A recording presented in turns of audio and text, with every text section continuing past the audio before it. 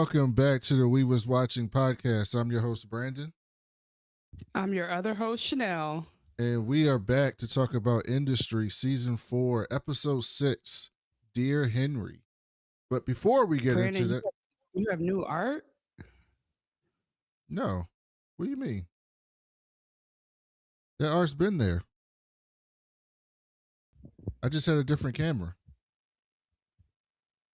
That's me. That's me when I'm a superhero. This is my secret identity now. But someone caught me in the act and drew a picture of me when I was fighting crime. Sorry, I was freezing up, but I didn't realize that was not new. Thank you for sharing. Yeah, I'm glad you. Yeah, you're not supposed to tell everybody my secret identity though. Your alter ego, that's me. But if you listen to us on Apple Podcasts or Spotify, you can leave us a review. If it's 5 stars, we'll read that on the show. You can follow us on YouTube at youtube.com/@WeWasWatching, or just search for the We Was Watching podcast.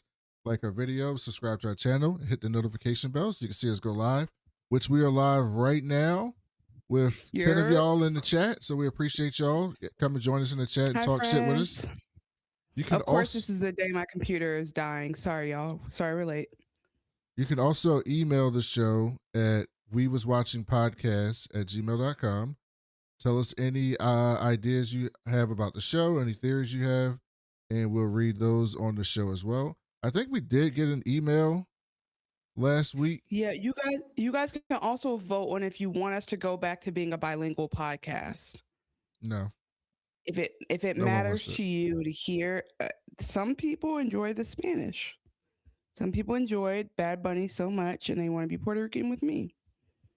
Okay, where did this? We got an email from William, and he said, "Quick thought: do you think Eric's prostitute looked like Sweet Pea?" No. First of all, sex worker. I mean, it's the same thing. We're not woke on this podcast, okay? Well, I'm woke. You're not. I don't know where this is coming from. Where this wokeness is coming from. You always confuse people who are do impressions. What are we talking about? I'm the woke one. We also got another email, follow-up that he forgot to add to the first one. William said, "Hey guys, do not stop what you are doing. Similar to the last review email, I can't believe I found your podcast. I don't have anyone to talk about this show. Please hurry and start the Discord. Also, I don't know if you saw the last email, probably misspelled it. Do you think Eric's sex worker looks like Sweet Pea? I love the fact that the show's creator mix is so much black culture. I tell everyone all the time, black culture influences American culture, which influences the world.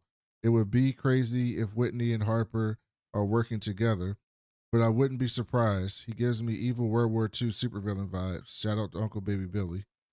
P.S. And you know what I realized? Yeah. Oh, yeah. You fucking K-word was he called, the lady?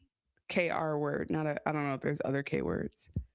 There's quite a bit of K-words, actually. Well, he called her he made fun of her for being German. So let's clarify, my bad. But William, we appreciate that email, and yes, we do agree. Well, what I will say is black culture is American culture. I'm not going to listen. I say this all the time. People like to other them. I belong here just as much as them. America is mine's just as much as not there. So I don't do that. I know you weren't othering them. Don't get me wrong. What you saying? I know you weren't othering us, but you were saying like we influence American culture. I'm saying we are American culture, right? We have apple pie. Don't even get me started. We got apple pies, hip hop music. Mm-hmm. What do we make? French fries. Well, only thing that non-black people did that's American culture is apple pie, French fries. That's really it. I think so. We did jazz, we did the blues, we did hip hop music. Hollywood, technically Hollywood started before us, but we made it better. So that don't actually count. You are wrong. You are right, but in the wrong way. It's so fascinating. French fries? Yeah, French fries. Did you think French fries were created in France? Okay, I'll give us, if you wanted to give us crinkle fries, I would take that. I believe that black people create crinkle. This is not based on data. This is based on intuition. I could see us coming up with the crinkle fry the thick fry. I could see us doing that. I could see us come up with the wedge fries. See, But Chanel's I don't young. see us But coming up those with. of you in the chat, y'all remember when we changed them to freedom fries. That's before her time. But there was a time when we changed them to freedom fries because, you know, we weren't really messing with the French. I can't tell if you're joking or not. Before we get into it, because people, I get y'all be fiending for us to get right into it. I get it, but a couple more comments. Kimberly Kabir said to our last episode, we gave somebody the Wholesome Award. Love it. Thanks, Chanel, for explaining all this to us. You're welcome. Oh, I was explaining to Brandon because he didn't know about the sex worker reference. And then Human Help said, I didn't know the Sweet Pea video was based on real life. Who did it happen to in real life? Just to clarify, so the show was referencing in the past a sex worker who chose to do a scene with a lot of different co-stars, and they've referenced that it wasn't Sweet Pea. Sweet Pea was just like an example of a girl who got her stuff leaked and it messed up her career, which I'm sure happens a lot. What I was referring to is there's a sex worker, her initials are BB, and she like had a thing where she just let as many men as possible come in and set a record. And that's what they were referencing. I think it was Charlie before he died, or the James, the Jim Diker. Yeah, sorry, because that's his real name. Him before he died, and then somebody else mentioned it. So they just kept mentioning this, and Brandon was like, "Why do they think this is so funny?" And I was like, "Because I think they're talking about the woman in real life who did it." So because I'm you guys wholesome. are so wholesome. I know. Yes. I'm happy for that. I'm glad to. I should know. Well, we know why you know. Speaking of that, let's get into the episode. Once upon a time in the projects, yo.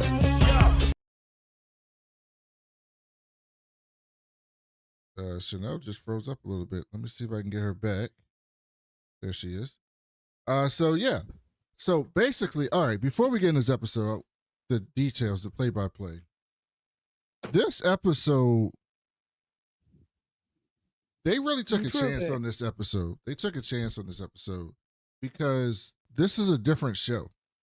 I don't know how this goes back to being the same show.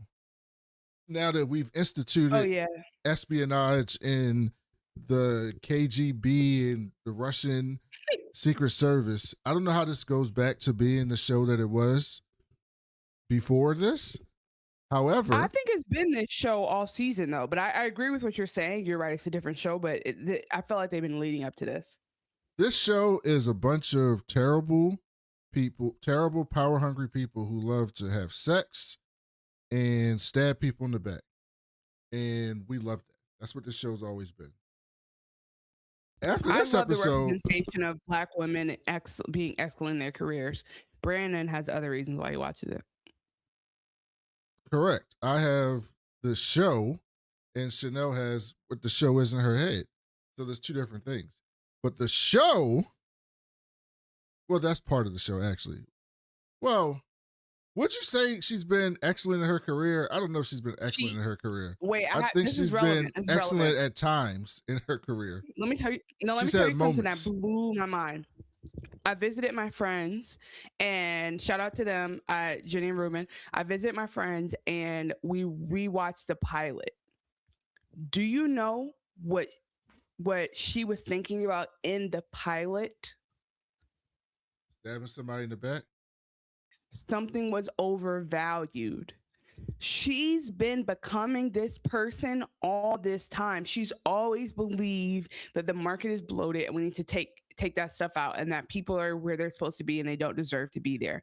That's who she's been this whole time. And it really hit me like she's been building this. She just wasn't in the right place at the right time. And that's how we got to where she's like, don't give me, I only need to be right at one time in the day, and you're going to make $1 billion when I'm right. That's who she's been. I didn't even put two and two together. So while it is a different show, we still have our staples, which is Yasmin and Harper. And then we have some other, it's like becoming a bigger world.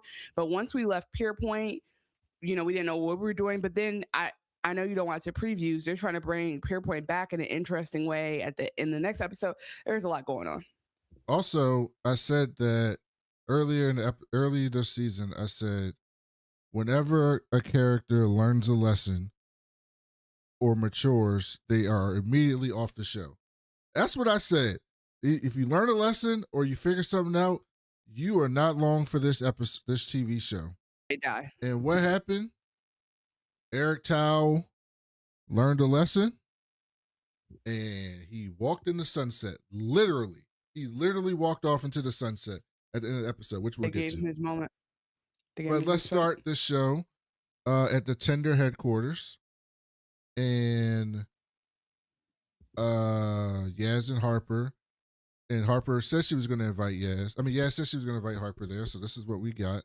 And Yaz, because she's like, if she sees it, she'll understand it's so nice and she won't overthink it. It was like that thought process. But Yaz is at this point so full of herself. Like, she's got a big promotion. She's got her own office. She's running shit. Like, she's on top of the world in her mind. And she's telling Harper how everything is great, how they're the best, and this new app is so forward thinking. And Harper's like, "Hey, dog, listen, Whitney set y'all up. Like, y'all need to know he set y'all up. He think y'all stupid. He preys on the gullible, so he found y'all, and he's gonna put all this shit on y'all so y'all could take the fall." And Yaz was like, "I don't believe that. I think it's personal. You just want to profit off my shit to make me go down." And here's the funny thing about this. I know we're giving Harper her flowers, but when Harper said some shit about Tinder, she didn't know none of this shit. She literally just picked Tinder off the clear blue sky to say, "This is my big fish that I'm gonna short." It is entirely possible that she said, "I'm gonna pick Tinder because they got Yaz and Henry in power, and that shit's gonna fail." It's entirely, we don't know her motivation at the time, but we know it wasn't this. She ain't know none of this shit at the time. I will say though that she's been on Tinder all season. Like, I think she does have a nose for it. That's my point. My point is that I think she looks for the darlings that people have to be overvaluing. So I think it's like, no, she didn't know that it was like actually created on a house of crumbs, but she did know it was overvalued. Like, she sniffs that out. She sniffed out Lumi. She sniffed out that sometimes she but it didn't get overvalued it didn't get overvalued until after she shorted it. Right, but I think she knew. That's the thing, though. She knew it was overhyped for what it was because she just sensed it. So I think that's kind of the point we're getting. That we do know why. Luck. No, we do know why she shorted it. She shorted it because of the law. Remember the law to stop like OnlyFans and shit? Yeah, she knew. That's what I'm saying. It was research. She picked them out of all the people that could be affected by it. She could have picked Siren. I think if you went back to rewatch, it's like kind of set up that she has intuition, right place, right time. Like, yes, did she pick them in that meeting? Yeah, but I don't think it was like shake of the dice. I think she always had it in the back of her head, like, this one's on my, I'm watching this one with my good eye. But before we move on, like you already said to hi everyone in the chat. So shout out to Tommy T. Frank, Jam Mom, Human Help is back, Egregious Monk, and REJ NYC. Welcome to the chat. Madison Patmore, welcome back. Talon Catalan, are you new? Welcome. We're so glad you're here. Okay, that's it. Egregious Monk said the reporter called her. Yeah, but the reporter was after. The first thing was that law that the Labour Party was instituting to ban financial working with people that does immoral things or whatever, right? And they had the guy in the first episode stand up in Parliament and be like, "Oh, what's the government going to rain on our speech yet?" Right? Because she thought that they were going to have problems because Siren and stuff weren't going to be able to use them for payments anymore. But I was thinking today, I was like, when I was rewatching, I was like, why didn't you just short Siren? Why you short Tinder? And so I was like, Yaz may have had a point. She may have had a point there. That's all I was saying. Because Siren makes sense to short because Siren is a company that they're going at directly. Her thing has always been, what's the one that people aren't thinking about that I'm seeing at 5 steps ahead? That's fair. So then Harper says he's a criminal, and this was so patronizing, and you can't blame yourself for falling for it. And I was like, oh, that set Yaz off. It tells Yaz to ask Whitney about Tony Day or the fabricated balance sheet that he has. And she then asks Harper, what would your compensation look like if this is true? And Yaz says, Harp, this is so funny. She said, I don't even know what this means, by the way. This is why I love this show. Yaz said Harper is an abstraction of insecurities and compensations. What does that even mean? They just be what does that mean? Each other. I mean, she's saying she's saying you're making money, but the money is dry. You're only making the money and doing this job because you are insecure about who you truly are. And at the end of the day, when people look at you, they realize you're just those things. You're just a person with money insecurities. But there's something to be said about like the projection of it all, because you could say the same thing back to Yasmin. Even more so because she's not compensated. She just comes from money or surrounds herself with money, but the insecurities are there all the same. But anyway, yeah, this writing is definitely, there's flames in the writing room. Harper says, that's fine. Petty, but it's fine. But you've been duped by a man who saw you and Henry as fools. Yeah, says, I see right through this. You want Henry to resign so the stock price falls. Harper says, there's no empathy left. Just an imitation of it to entrap people. I was like, oh, wow, that's deep. But I tried to tell your ass, but I'm going to keep my short. And when I go to this alpha conference, I'm going to tell everybody about this bullshit. And your ass was like, you know what? How about I tell security to escort your ass up out of here? And Harper was like, I dare you to try it. And walked right out. She's like, I've been kicked out of higher value places. Bye. Then we cut to Henry's crib. And Whitney is in his house for some reason. He gets a call from Tony Day. I mean, he calls Tony Day. No. And he tries to reassure him that everything's going to be okay. And he's going to take a trip to Accra to see him. Don't do nothing stupid. So then he walked. When I tell you he's in their house, like he's like beyond looking at the stuff in their bedroom, he can hear and see that because Henry is listening to Madonna or whatever. It's something English. But Henry's listening to music and he's singing at the top of his lungs. For whatever reason, do you shower with the door open? Like even if you know everyone's in the house. Mm-mm. Like I don't shower with the door open either because that's just it's cold. It's colder to do that. So Henry's weird in that way. So anyway, he walks all the way in. Doesn't just walk in, walks up to the shower. I literally was texting Brandon, like, is he about to get in the shower with this man? Like, what's, because before we get into it, Brandon was texting me, like, this is the best episode of TV. I can't believe they went there. And I'm like, oh, it just must be every man has sex with the other men. Like, I can't imagine what else is happening here, because what else would freak him out like that? So when he is approaching the shower. No, you're conflating two things. I said A Night of the Seven Kingdoms was the best episode of TV. I said this show was insane.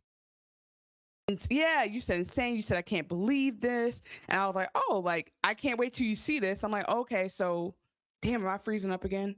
And also, I'm like, everyone. I wasn't talking about this scene. I was talking about the scene at the club when I texted you that. I believe you. But what I'm saying is, I was thinking, I was ready for anything. So I'm like, okay, is he about to get in the shower? I see. Yeah. The problem is, I'm like, Henry would let him. That's the vibe. Henry would have let him. Henry would have been like, what's up, chap? Well, he did do that because Whitney walks back out and Henry turns around and smiles at him and says, I'll be right with you, my boy. And as soon as he says that, Yasmin comes in and is like, what the fuck are you doing in my bedroom? Why are you in why are you in here, bro? Like, boundaries. And he's like, she goes, Henry, did you know he was in the fucking bedroom looking at you? And he's like, no, of course not. And then Whitney's like, look, my bad. I just was coming here to drop off some flowers because y'all, it's housewarming. They got a new crib together. And then Henry's like, dog, you came over here for dinner. You know, this is giving. Everything about this is giving. This whole thing is like just tying in current events. I don't know how they do it, but it's giving secret cameras that are filming Compromat to be used against Henry when he's in the Lord of Regents or whatever one day. And he says, no, I can't eat. I got to catch a flight. I just wanted to say hi to y'all and make sure everything was good. And he leaves. And then, yes. Can you imagine being that rude, though, to like actually pull up to somebody's house like they invite you for dinner, and then as soon as they go to sit down for dinner, like, actually I gotta go, but I just wanted to pull up so I could say I came. That actually is worse to me than just not showing up. Larry David did it all the time. But people didn't want him in their house. He knew he was gonna get kicked out eventually, so he was just saving them the time, and he was just not wasting their food. He called Henry tells when he leaves, Henry tells Jazz to calm down, stop getting upset at small things. He called her he says that's an exacting C word. It's too early to say it. And need more minutes. He does all What does that even mean? What is exacting? Okay. What I think he's saying is that the reason why you're being so uptight is because you actually are spoiled. Like, you only care about stuff like this because you don't have nothing else to do. That's basically what he's saying. Oh, okay. And I think that's a ridiculous thing to say to a friend, let alone a life partner. But he's been doing this little thing where he's been sniping at her, and we find out later what's going on because he's being very rude to her. But it's like, in a way, it's like in a very like, you know, to impress the guys, being Whitney, impress the man around me kind of way. Because we've seen him talk to her like this, but it's mostly when somebody else is right there and he's just telling her, like, I mean, I guess he starts to do it more later, but he's creeping into, damn, I remember now why I knew not to feel bad for Henry. Like, they had that one episode where you had your moment for him, and we all knew it. We knew better. We knew don't feel bad for Henry long term. They're supposed to, when Jazz asked him, did you enjoy the fact that Whitney wants to fuck you? And he said he probably blows her off. He was like, I remember you told me about that shit that one time you saw that dude's dick. And Henry said, I think okay. You're so straight that when you heard this, you rewrote it. He said he fellatioed. He fellatioed. He didn't see one. He sucked one. That's what he said? Yes, and he said, but it's not that. I thought she said, you told me about that time you saw someone's dick before. No, he's saying, I was in boarding school. Everyone experiments, and so it doesn't count. Yeah, he said, I'm not gonna lie, like, it was like prison. He said that was school. Everyone gets to be homo at school. That's what he said. And I say that to say that's his story. And I'm not gonna, all jokes aside though, actually, like, that is very much why sexuality is a spectrum. If you had to choose between zero sexuality and experimenting, you would, so many more of us would be further along the side of the spectrum than we think. That's just a human fact. Like, I know that people don't want to hear that, whatever. We cater to a Black audience. It is so important for you to know that if you had no choice, you would start choosing. You'd become real choosy about the type of bro you cuddling up with. I'm just telling you that. And same would happen to me in a women's prison. I'd have a girl. We might not be that hot for each other, but I wouldn't be. So is this a boarding school thing, or is this like an English school thing?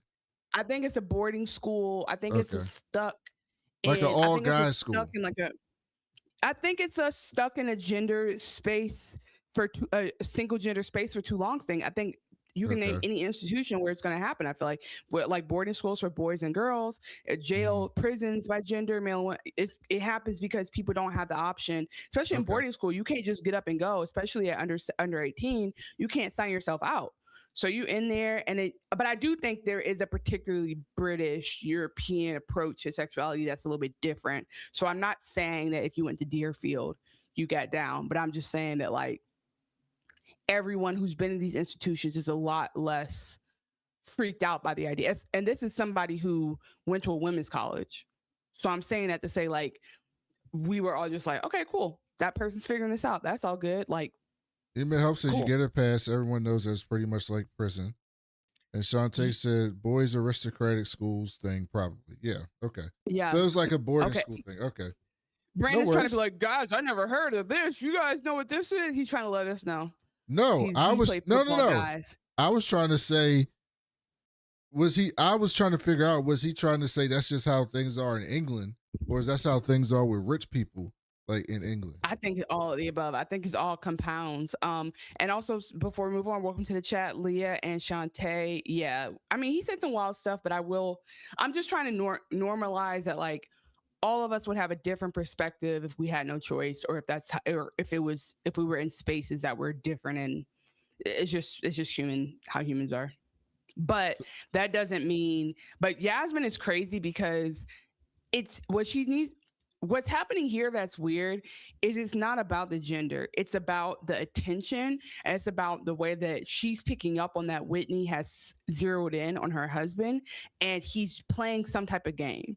It's the walking in the room and his hands is lingering. It's him getting super close and building tension. Like, Whitney does seem like the type to either be interested in like pansexual, or Whitney gives me asexual. He only has sex if he feels like he can get power from it. Like, he doesn't actually give, I don't really think, or power, like if it's a power play. Like, that's probably why he's ended up pegging, because he's like, something about this has to feel like a power play. It can't just be we not making love, basically. That's my take. So then we cut to Tinder, and there's this Trump dude there that's like trying to convince them to like do business with America in this trade deal. And the labor secretary that we saw earlier this season, she said the funniest thing in the world. She said, you know, a lot of people in Europe think Americans got bored having the best lives, so they elected a narcissistic Democrat to detonate it all. No, that's so their kids. They call him a narcissistic dementiate. Yeah, dementiate. That's what I wrote the word. I spelled it wrong in my notes. Dementiate to alienate, to detonate it all, so their kids might earn factory worker wages making widgets pathetically stamped "Made in America." That's such a line. What kind of line is that? That's so insane. Because that's a read. They read them down, because basically that's I'm sorry, but that's exactly what's happening in politics right now, which is that people are like, we don't want it to be made in China, we want it to be made here, so we'll take 2 cents, and then realizing that paying 2 cents doesn't pay the bills in America. So there's a lot of truth being said in that one little line. We got a question from Human Hope. Yes, friend. Can we presume we're going to get a heated rivalry recap from y'all? I mean, y'all claim to be woke, right? What is that? I'm not hip. Brandon, I've talked to you about that. Don't do this. No, what is it? I told you about this show. I told you about the show, and you're the second person this week the second Black person who's acting like they don't watch TV. You don't know what heated rivalry is? I have no idea. What is it? I've been waiting to watch it with you. I'm not going to you don't need to know what it is. When do you want to watch it? I think it's 8 episodes. It's on HBO. It's highly acclaimed. You like sports. It's about sports. When do you want to watch it? Let's just put this on the calendar. We got stuff we got to catch up on. By the way, chat, because of you all. It's a big show. It's a big show. But by the way, chat, because of y'all, Chanel and I got approved as press for Apple TV. So we get screeners for their shows now, but because we get screeners, we got to review more of their shows. So sometimes you might get an episode with just me, and sometimes you might get an episode with just Chanel, because we got to put stuff out. But hopefully we'll keep doing them together. And today I actually finished Hijack, the entire season, and I can't say anything about it because there's an embargo. But there was one episode where I got so mad at Stringer Bell's wife that I almost broke my TV string. Y'all know how Brandon likes to go off on Black women and just blame them for everything. He likes to put the whole world on their shoulders and then crash it down on them. I will say this, Brandon, I'm not joking. This is like a weapon situation. I need you to clear your calendar. Okay. We need to watch Heated Rivalry. It's just 3 people now have asked me to watch it. Okay. And then we get this scene. So this month, I want to watch Heated Rivalry. Well, okay. First, before I play the scene, Paradise starts next week. All right. We can't not do Paradise. No, we got to hit Paradise episode 1. We got to make it happen. Okay. Well, we got to make it happen. Paradise comes out next week. And we had to, okay, we'll talk about it. We'll get it in within the month. How about that? I'll commit to that. Within a month, I'll commit to it. Yep. It'll be, you'll have that by March 16th. That I can tell you for sure. All right, so let's play this scene. Okay, pause. So this man who had a whole reintroduction to us this season as a suffering addict, who was having a mental health crisis, did not think he would make it past a birthday because he was cursed, was doing drugs on family heirlooms, has repaired his relationship with alcohol. And I will say, as someone who at least is like very familiar with um like the language of Al-Anon, you unfortunately, whatever you have, it is a lifetime thing. It's not a phase thing, it's not a whatever. Like, so you will always be working through. Once you discover that you have addiction, you will be working through and recovering that addiction all your life. You're not just going to decide. So as soon as he said this, I was like, oh, we're in for him to have a crash and a burn. Like, there's no way around it. You think that's true? No, I think it's a mean thing to say. I think what really happened is that she wants to activate his alpha, but she doesn't want to activate his addict. Like, she wants him to feel like, she wants to get him out there and make him feel like, she wants him to pound his chest a little bit, which I'm not saying it's healthy or whatever, but that is not necessarily the same thing as wants him to use again. And with that said, I don't think that just because you're in recovery means you're a soft, like cuddly, cuddle bug. Like, you could still be a fierce, hardworking person, like, and have those intense characteristics. It's just about, I don't know. So I don't want to equate like not being on drugs as like soft and sweet, but she is trying to push him to be a certain type of person. Can he stand her happiness? He says that about Harper, like he's any better. That's true. Well, his capacity for her happiness goes up and down based on his sobriety, it appears to be to me. That's so real, yeah. Or I feel like it's a very British thing to be like, of course I hate her. She's my wife. I feel like that's something they would say in a better accent. Guys, don't let me take an accent class. Don't let me actually get my accents together. It's gonna be over for y'all. Which one is better? Which one's better, Chanel?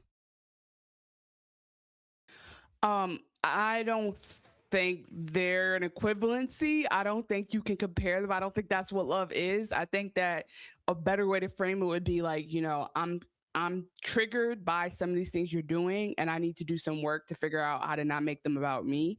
But I'm also concerned that you don't see some of these behaviors, or a better question is like, do you care how other people see you? Because you might want to proceed the rest of life not caring, and my job as your life partner is to support that and make sure you feel good no matter what people think of you. Because like, who cares if people see her a certain way? Like, if she's doing her job and getting paid for it, it's her job.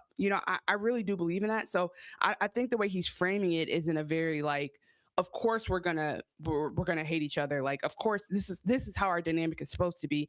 And so it's interesting because both of them play out some of their like, what we perceive their parents' relationships to have been like. They just play these things out in these like weird ways that are unnecessary, but like very, I don't know. Probably Freud would have said it. I don't remember. And before we unpause, we were going back when they were saying that quote about America. Egregious Monk's gonna say, "This is how we non-Americans see the U.S." Going back to that quote, that's how we all see it, babe. Just so you know, like none of us see it differently.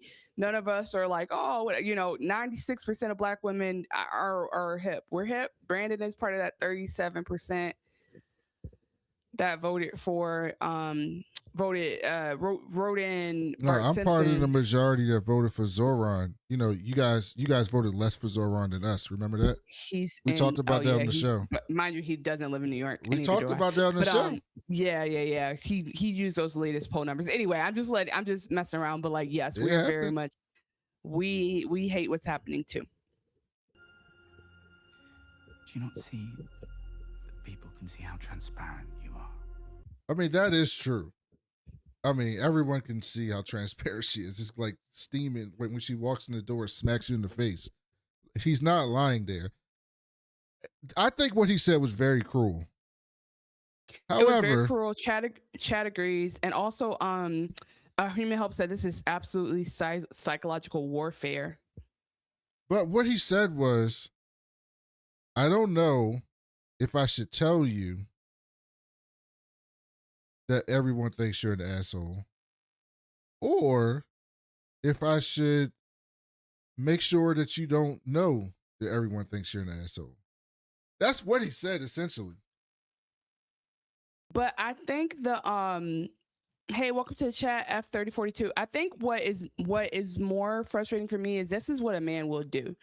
She's bit her tongue so much to That's encourage true. him and push through, because she could have very much been like, let me go count how many people voted no confidence for you and voted you out of your party and whatever, but right, she could have said, oh, let me show how many people's lights went out, how many power grids failed because you and your startup. But she That's never true. said none of that. She kept saying, let's So stay true. positive. And so he goes, Linda from accounting, that's a reference to Send Help, which I saw yesterday. Linda from accounting, or over the weekend, says you suck. Okay, who cares? Who cares? That's so true. That's what he said. What? So mean. I mean, Men are so mean. Like, first of all, he goes, I don't know which one I should do. Actually, I'm going to do the mean one.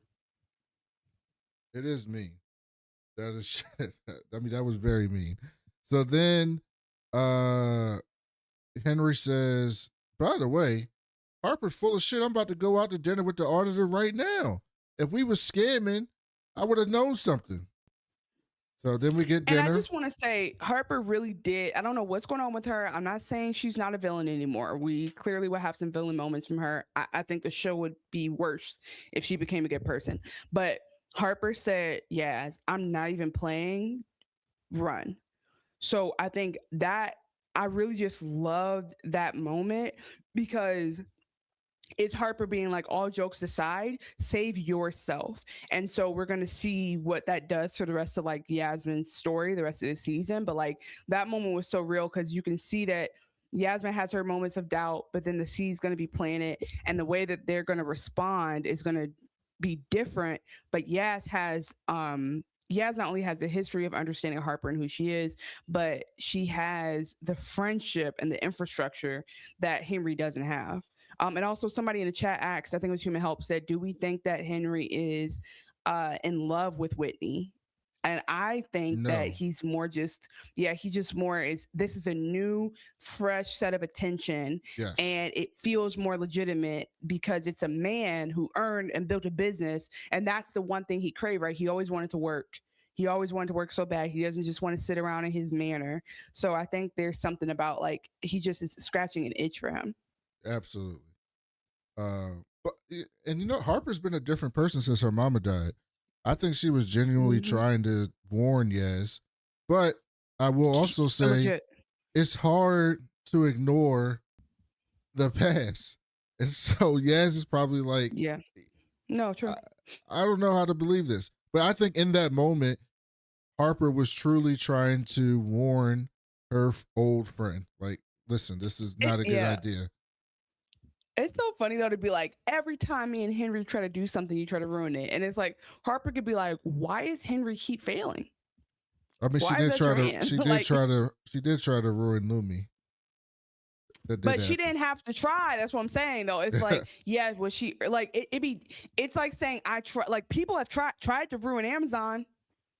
You know, the story didn't turn out the way they wanted it to. So it's like, you can, you know, if that's my point though, is like, if she had bet and it didn't work out, and then she happened to be in on this, and then it's like, oh, you have a vendetta, but it just happens to be that y'all are in the wrong place at the wrong time. She's on the right, she's making money off of this. Y'all are getting your reputations stricken down every time because y'all are innocent. So if it was me, I'd be like, hey Harper, what are you interested in, so I can do the opposite this year. We then get dinner with Whitney, Henry, and Jacob, the auditor. And he's basically telling them how things are going. And Henry's like, all right, that's all fine and good, but like, can you tell me how the recommendations work? And he explains to him how the recommendations work. And then Henry said, all right, so which one did you file? And Jacob said, qualified opinion. The issues exist, but the financials are mostly reliable. And then we see. Okay, so basically he goes, you can get like pass with flying colors, you can get it'll pass the smell test, I guess, but it'll expire in a couple of days, or you can get fail. And he's like, which one do we get? Pass, right? He's like, I mean, you know, like that shouldn't, we're not gonna be confidence in the audit. And at the same time, the CEO, the CFO, CTO, whatever, you know, the villain behind the scenes, Whitney is like, oh, who cares? Drink up. I'm pretty sure I don't pay a lot of attention when I do trainings. I'm pretty sure you're not allowed to wine and dine your auditor. I'm pretty sure your auditor is supposed to be a third party, no relationship to you, an impartial person who comes in, looks at your books, makes an assessment, moves on. I don't think you should be buying bottles of Cristal for your auditor. I'm pretty sure that was way more expensive than Cristal, what they bought. But while he says that, he grabs his hand, and I was like, "This dude's fucking everybody, fucking his auditor." Yeah, or he's just like he's making men feel important. He's doing Yaz, but better, because a lot of these men don't really, they're homosocial, meaning they really want the approval of men, and having this like successful man be a little bit towards them and not be afraid of them. And again, like Europeans kind of share space a little bit differently. Like it's just very interesting. I love they're taking it with this, the implication here. Whitney says you can blame anything on malignant intent. Why would you blame anything on malignant intent when you can blame it on incompetence? Which is a great line. And then we see Henry. But that's like literally like how people go to jail every day, because the DA is like, I don't care if he didn't know the law, he's going to jail. So like, it's such a silly thing in business to say that, because people are disenfranchised every day by the fact that like nobody should get oh, this is a lie, but like I didn't mean it. That shouldn't be how we enforce anything. So then Henry starts to drink, and he's like, "Man, this is some good shit right here, dog." And at that point, you can see it almost hit like that first hit of crack. Like he just like, you know, this is before your time. You know, this is a little bit before your time. But some of the older people in the chat know.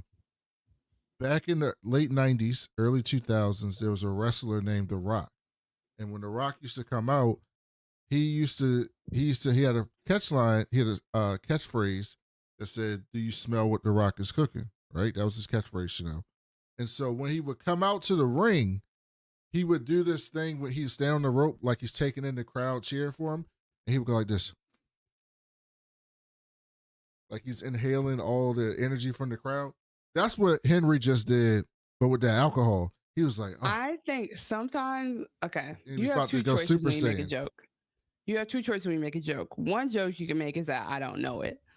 The other joke you can make, the choice you can make, is to assume I know it and have me build on it with you. And so I think you made a bad choice in thinking that I don't, and joking, because clearly I know who Dwayne "The Rock" Johnson is, because one of my favorite movies growing up as a young black girl was Walking Tall, the remake. Yeah, that's what I said. You know him as a movie star. For no good reason. That's why I said before then he was a wrestler. That's what I was saying. You're so rude. Okay. Before then he was a wrestler. I wanted to do it for you, since you almost missed the opportunity to see me do it. Can you? I need you to do I need you to do you do the "Can you smell" for me. What are you talking about? I need you to say "Can you smell," and I'm gonna do it. Do you smell what The Rock is cooking? No, do it right. That's what it says on this theme song. Can you smell? I need to hear it. If you smell, like that's what you want me to say? No, I need to hear you extend the smell out. If you smell, no, you ain't doing it right. That's what I wanted you to get to. I wanted you to get. What did you do? You must have been watching YouTube commercials. Thanks, John Mon, for jumping in. Hope you come back and listen to the rest of the podcast. Wow, you didn't give my eyebrows any love. That's crazy. You tried. Hey, Fisher Protocol. So then we see them dancing at this club, and super intimate. And it's like the like that type of club when they're all dancing, they're doing the white people thing in the club, super intimate.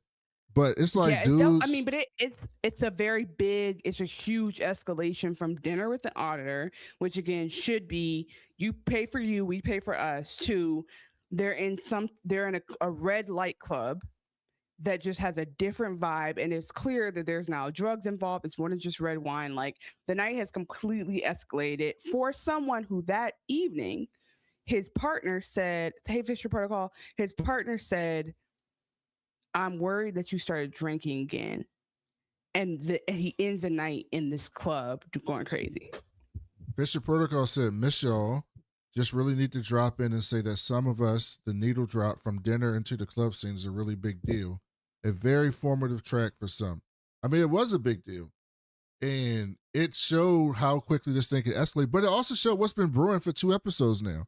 We saw the bromance before he did that speech when he was back in his hotel room, and Whitney came in there and big upped them and pumped them up, and they were like looking at each other faced it like right here with each other. Like this has been brewing to get to this point. Hold on one second. I just feel like you didn't really give me. I feel like I did. I feel like I did good. All you did was just move closer to the camera. That's all you did. This is not the people's eyebrow? It's a decent eyebrow. It's a good attempt at the people's eyebrow. You're telling me that it's a good attempt. Okay. I don't know. I can't. Maybe you cheating. You might have got threading and lift your eyebrow up some. Now I can't tell. You might be cheating. You think that's threads? You might have got threaded. The only threading I do is on the app. You might have got threaded. Okay. Anyway, guys, put this. So then, side by side. after the club, it's the after partying. Yeah, I mean, the lights was going. Everybody in there was having a great time, and this looked like a half club, half sex club. Because that's what I'm saying. It's a red light vibe. Like it's definitely a lot. It's definitely clearly drugs. It is like a UK rave, which they said in the chat. But it's giving like, if you know kind of club. Brandon would be in this club for like an hour before he realized what was going on. Brandon would be like, I don't know, I don't really like the music so much, but he'd just be having a drink, and then he'd be wondering why men keep asking him like if he cruises. He'd be like, he's like, no, I got here on a plane. Actually, I've been to a club like this. It wasn't a gay club, but it was a club, and then there was like another room, and they had like, and I was like, what is this? It was a long time ago in Florida. I mean, that's a really good place to end the story. So we don't know if you went towards it or not. Don't leave us. Oh no, I didn't. But I was very curious. Mm-hmm. I wanted to see what it was. I've definitely been at a club before and be like,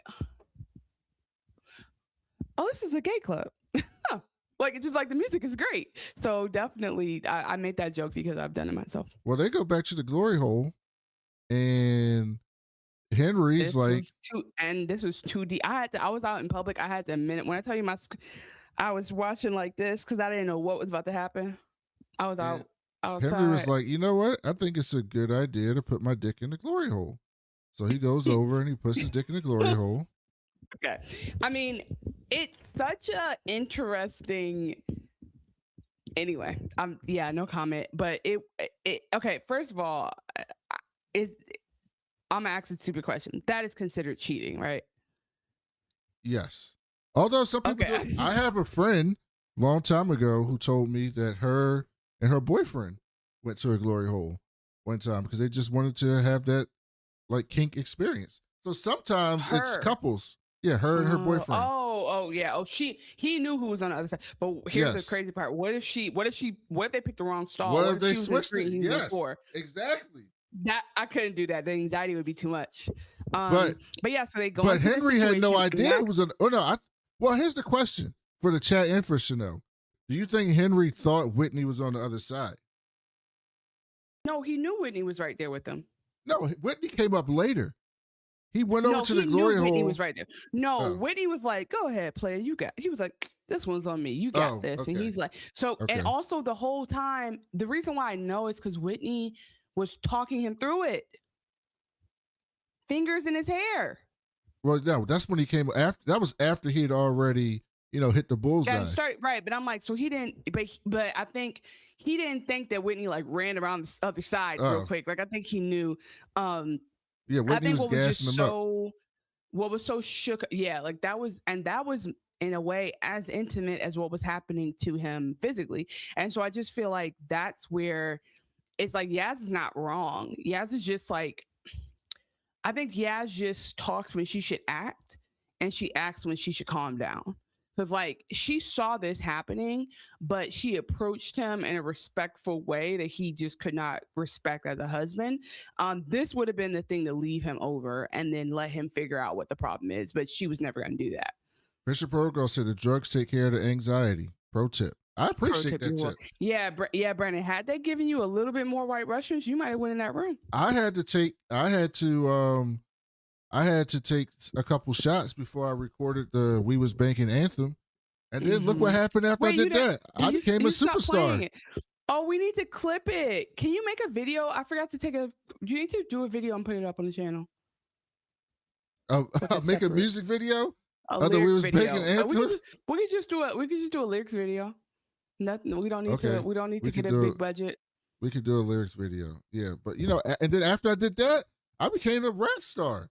I was on here with the chain and the sunglasses. I had like everything going for me. So it was tough. Fisher Protocol is 100% correct.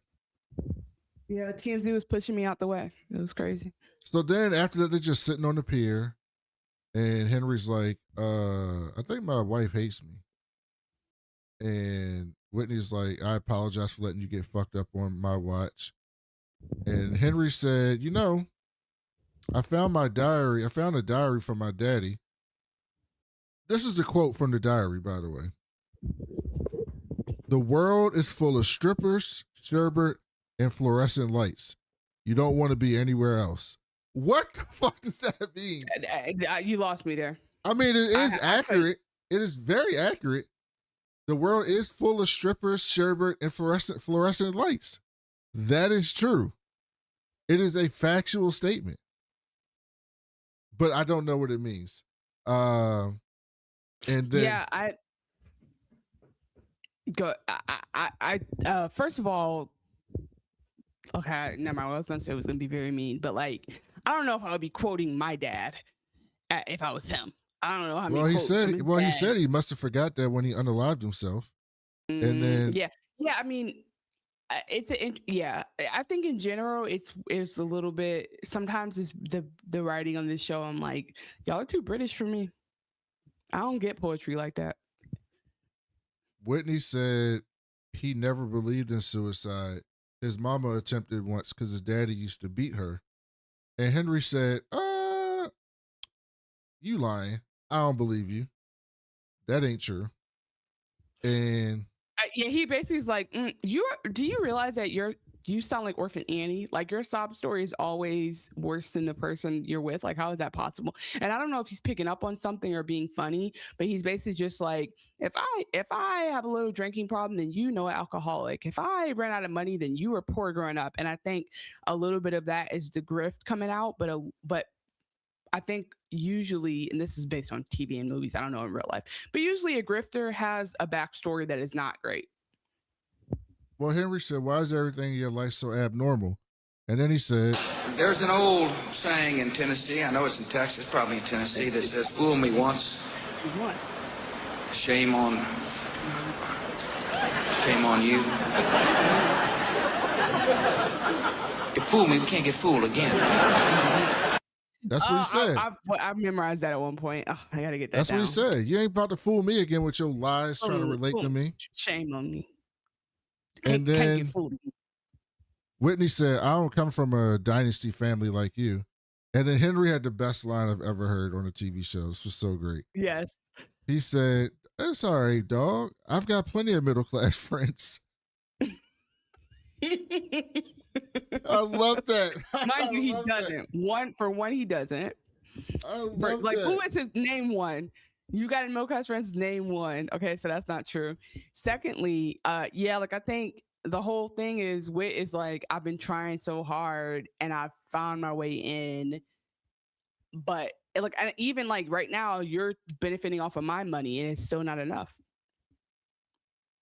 And so then he says, this entire time we've been getting a Dear Henry letter. So Whitney's been there. I forgot to say that earlier. Whitney's been narrating it in the background and stuff. I accidentally deleted it, but I took notes on everything that he said so I could put it together as a letter, and then I accidentally deleted it. I had a separate note for that.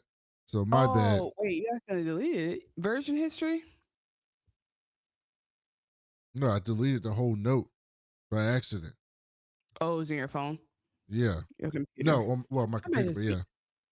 Well, I would say, I thought about that too, but I was like, this letter low key is kind of trash. Like, we could just summarize it at the end. It's not it. Whitney was like, I got a plane to catch. I'm up out of here. Oh, yeah. Rob was his middle class friend. That's true. Rob. They weren't really friends. They were not friends. So then we go to the Alpha conference. And Harper gets introduced for her speech. And she don't even pretend to like give a normal speech. She just immediately goes into her pitch. And then y'all think you're here to hear a woman who did get in her job? I guess so. What better way than for me to do my job good right in front of y'all? And before she goes on, Eric is like, hey, remember how you messed up years ago when you were an intern, when you graduated? Don't do that. And that does make you remember, like, whatever in this universe, Harper's what, like 26? Yes. Like, this is actually insane and phenomenal. Harper got up there on that podium and she looked so fucking boss in that suit with her braids and her nose ring. She had a nose ring and multiple earrings. And I said, and this is what I said, Snow. You want to know what I said when I saw this? This is what I said. Take my money, my house and my cars. That's a song called Fiendin', you know. But is that what it's okay? Thank you. Appreciate it. I was like, you can take everything, Mahala, right now. Just take it. That look with the shoulder pads and the whole business suit. I was like, you look like a fucking boss. But she still had the nose ring in. This is why shows like this matter, because one, you need to have representation of a new generation of professionals of all different colors and affiliations, because like it's very rare to see our parents' generations outside of a perm. And so to see her with her braids and her nose ring and all of that is like actually very iconic. And then let alone to see this growth she's had in terms of, she has her whole backstory is her is her having a panic attack and never finishing college. Like she chokes. That's been her thing. And so for her to get up there and lay it down like that, it was very much a great moment. And it really was like a full circle. Like, look at, you wouldn't last a minute in the asylum raised me, Pierpoint. She choked at the Pierpoint graduation thing too. But she had to get That's what I'm saying. That's what Eric was talking about. Yeah. So Eric was like, don't do that. And so here she is. She's doing her own thing. And anyway, the point is that some people might say doing it on your own makes it harder, but it's like she rocks. So this was for the fans. This is for the day ones who liked Harper since she was chewing that gum. And she said Tinder got bullshit earnings. It's a distraction. She said distraction is paramount to the existing of the ruse. And that's why they're rebranding with this bullshit app that's not real. And we see more people start to pour in to hear this, journalists taking notes. Even Yaz shows up. Eric looks like a proud daddy. He's sitting there back there like, that's right. That's truly. Right. And then Harper calls for a fresh audit and of the qualified financials.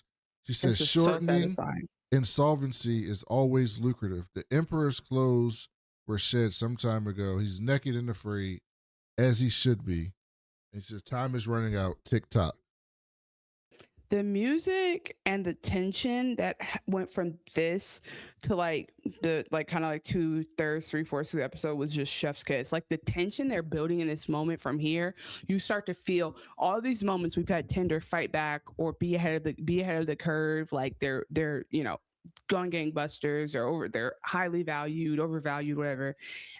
We had Harper last episode was like, hey, why don't we do fraud real quick just to stay afloat, right? Like we had all these low points for her. So then to finally see the pressure at Tinder was like extremely satisfying for somebody who wanted the short to work out, because we've seen Harper go big on a short like with Jesse Bloom and it not work out for her, and we've seen her be crushed. So I just really wanted this for her, which is crazy because I wanted the company to fail for her, but I did. So yeah, we start to see on the flip side, Whit thinks everything is business as usual in this moment, but all the pieces fall apart right at once. See, then we cut to Whitney. He's on his way to Accra. He gets there, but Tony's gone. One of the dudes in the room was like, oh, he in London. And so then we see London? Also, mind you, snitch. Why don't you say he's sick? He at home sick. You have to, like, don't tell nobody where I'm at. And you're my admin. I don't know where he at. He's sick. Then we see Henry with some hoes. And Henry really is pansexual because he likes all body types, all genders, races, don't matter. It don't matter to him. Like all genders. He doesn't like all genders. He experimented when he was young. He likes. Did he just experiment last night? We've only seen him with white women. Well, technically, isn't Yaz like Middle Eastern? Isn't she Middle Eastern? Isn't that what they said her daddy was last season? Uh-huh. We've only seen him with fair-skinned women. I'm just saying, you acting like he has such a... You act like somebody popped out with an afro and then a redhead came through. No, this was just... You just saying because all these women weren't skinny. You giving them credit because they weren't all skinny? No. Women of different shapes, different races, and different genders. That's a factual statement. I think technically non-Hispanic is the same race, but keep going. No. That's not the same race. No, it actually is. No, I'm correct. You're incorrect. Let's be real. Thank you, Leah. Leah says she white. Y'all hating.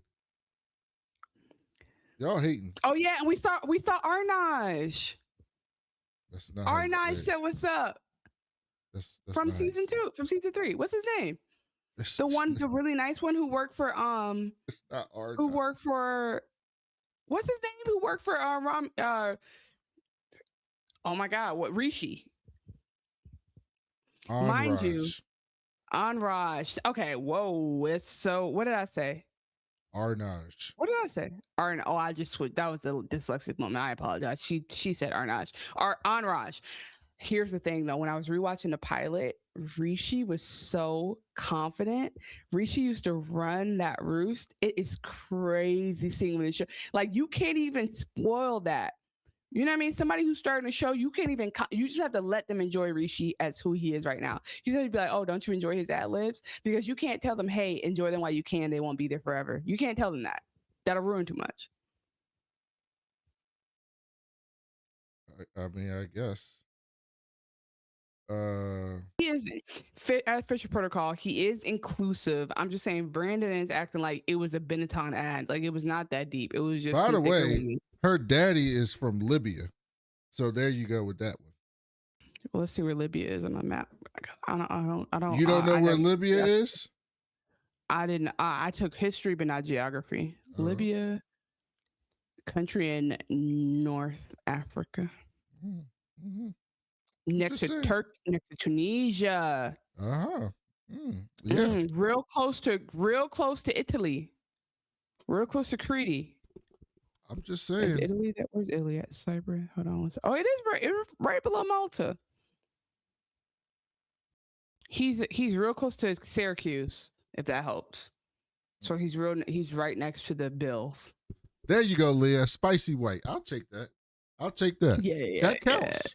Yeah. That counts. I mean, I think technically you could say Africans are black, but North Africans think of themselves as Middle Eastern, and then you get into like, yeah, whatever. I guess I'm just saying it's funny because tone really is the average tone for your ethnicity basically is what determines your gradient, and so she is, yes, Middle Eastern, but also could pass very kind of easily.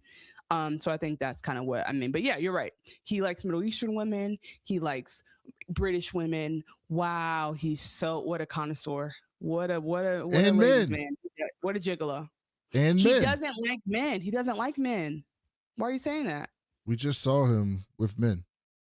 He don't know who was on the other side of that. He knows it was men. He don't know that. He don't know that at all. There was no other women in the whole club. He doesn't know. But that's not how that works. It doesn't how that works. It doesn't make him. Unfortunately, there's just, you know what makes you gay? Dating men. Dating that's men. It. Yes. That's actually as a man. So no, not dating. Dating is the wrong word.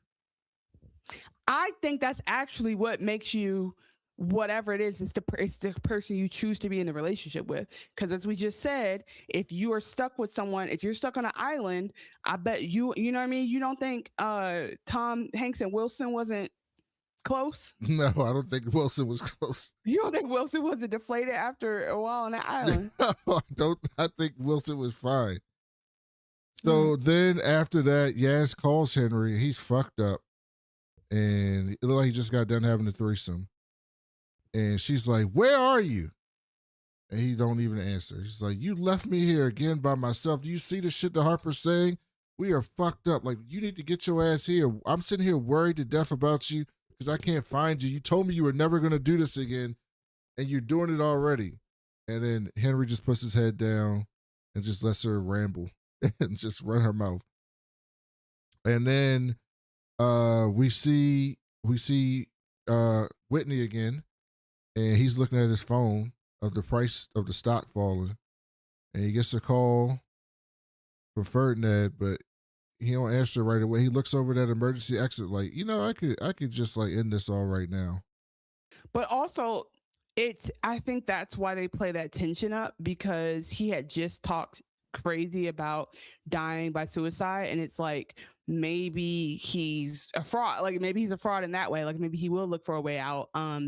And yeah, he realizes he doesn't know exactly what's happening because it's kind of like he's in the air while she's doing that, but he does know with Tony being in the wind that things are not great. What do you mean America's Next Top Model characters disappearing? What do you mean? They disappearing in real life? I haven't. I'm still on episode 1, so I'm not going to be able to. Episode 1 of what? Of the Next Top Model documentary. There's a documentary on that show? Mm-hmm. What? It just came out today. I might have to watch that. When I was younger, I was in love with Takara. I thought she was like the best thing in the history of like human beings. She's great. I thought there was nothing better than like different women. Now, if Henry put up with Takara, I would give him the diversity award. I promise you, if Takara rolled up to Henry would be with Takara. He'd be like, "Oh, don't worry, I have." If you are at all attracted to women or female presenting people, you will walk in the room with Takara. That's the answer. I agree. That's the answer. So then, he picks up the phone and Ferdinand was like, "Hey, dog, this shit's fucked up. Someone gave a platform to Sternchild's lies, and now our stock prices is going in the shitter. We got to leverage and liquidate some cash flow so that we can bounce back from this." And Whitney's like, "Why are you talking about cash? This shit's a fucking lie." And then they're like, "Yeah, that's all fine and good. However, people believe in that shit." And then one of the women on the table was like, "All right, there's other ways to do this. We can do payment deferrals. We can lay off, sell customer data." And Ferdinand was like, "Have you lost your mind? What are you talking about?" This is why, but Ferdinand is so cap because he's the biggest villain, but he's in the boardroom. Like, I knew Ferdinand wasn't no good because he was the only other person who knew about Africa. And once we realized Africa was like a Ponzi scheme, that he clearly was in on it. But he's very smart. He's probably the smartest of all of them because he's the one in the room he's not on record being a bad guy. Oh, Leah said at the end of each episode they get sent home. Yeah, I do remember that. That's a good. Now I get the joke. They disappear like them. Oh, I get it. Like on RuPaul's Drag Race. Sashay away. Sashay away. Okay. See, you ain't know I know about this stuff. I told you I'm the woke one like you on the show. I don't know about The Rock.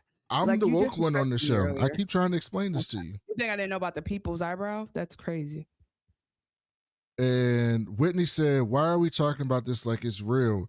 It's another Farrago of bullshit." Yeah. You know what Farrago means, Chanel? I texted you about it and you said, what's Farrago? Yeah, but did you know what it looked? I looked it up. It's like a hodgepodge of nonsense. Yeah, confused mixture. Yeah, I looked it up too because I'm telling you, they get too British for me. So then Harper, they cut back to Sternchild, and Harper is literally sipping tea after this speech. Literally. She's literally sitting in her chair sipping tea. Like, she's enjoying her. She's having her first chill day probably in the history of this show. We've never seen Harper just sit and just be chilling. That's right, egregious monk. Brandon is culture. That's right. I know about Dancing for Your Life. I watched the show. I've seen the show. I know about this stuff. I'm very I cultured wouldn't and do a aware. podcast with him if he was actually close minded, because that would actually be crazy. I'm very aware of these things. I'm in the Just culture. like he should know, I'm aware of WWE, and that I didn't say you weren't actually aware over of the weekend, WWE. I just assumed told that was before your time. I literally told you I watched the Bad Bunny special on WWE. I told you. That was 2 years ago. I Not watched that this weekend. Not 26 years ago. But why would I start if I don't know you know what I mean? That's like, no, I know my history is what I'm trying to say. I know the people who came before me. Sweet Pea said Burgess called and Tony Day's willing to play ball, so she's gonna go meet her. Sam was like, "You need backup," and Harper was like, "Nah, Sweet Pea got this. Go ahead." Eric said he saw Jesse Bloom's CIO at the building, and he might be building a position on Tinder. He also said he's gonna go on CNN and debate Whitney. Well, Whitney's gonna go on CNN, and they should meet. They should meet him there. And then we get this really funny scene, but I only took this scene because it's a great contrast to, we get the highest point of Eric and the lowest point of Eric in the same episode. So I just want to show that. What a British term. Okay, that was more Irish. There's like many accents in Britain, right? It's not just one. But I can't do any of them. It's like if someone does an American accent and they be like, "Oh, how you doing, cowboy?" Like, you don't sound like that. Okay. I need to find the accent, but like I can do accents by finding this is the one I can't do, which is probably arguably the easiest one. But so I have to find British. I have to find it, and then I can go from there. So that's my anchoring phrase. But I'm not good at this particular accent, so I go stereotypically British, and then I flop. But anyway, he's like, saying they're selling the granny out of it is so British. I cannot. We live in large. Then we go back to Tinder, and Haley goes in to talk to Whitney and says, Yasmin's been sniffing around, had me looking through your books and shit. Like, she might go to the press. And Whitney says, I will say this though. Hey, Yasmin did one thing she did wrong here. She's done a lot of things wrong. The only thing she did wrong in this episode was she did abandon her real life job that she said she wanted very badly and wanted to be taken seriously for. She abandoned it when the company was going under. And like, if that is your job and you want that job and you earn that job, you got to show up for work on the worst day. You can't be chasing behind Henry and whatever, because like, that's not your job as CMO, Chief Communications, to be chasing after the CEO. Somebody else can do that while you show up at work. So she kind of lost all credibility at Tinder, I think, from here on out. Whitney asked, what does she know about him? Haley said, nothing. Like, but I'm the one that's pissed off. She's like, I felt safe ever since you sent me to Abu Dhabi. And she said, just because I'm a piece of ass, don't make me think I can't see through your bullshit. She was like, I know that you've been getting all your assistancy from my agency. And I was like, your agency? Oh, that's what this is. Makes sense. Now, mind you, at this point, I still thought it was a temp agency. I was not clear. I was getting the Wholesome Award. I was like, what does this mean? But it makes a lot more sense. And she said, did you hush her up, pay her off? Maybe I should go to the press. And Whitney says, what do you want? She goes, 500,000, actually 750. And she's like, put it in my fucking paycheck and I'll pretend to be the ditzy assistant that you always wanted if someone comes and audits me. And he goes, I'm not giving you shit. And he said, all right. She said, all right, crazy then. Move. Then you can live with your consequences of your action, you try hard loser.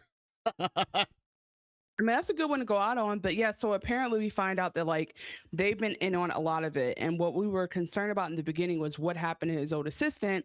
So to find out that she is actually in the mix and knows that he's doing some dirt and his old assistant is still left under bad circumstances, that's even crazier. Like if I come in under a shady system and it's shadier than that, you're not a good boss.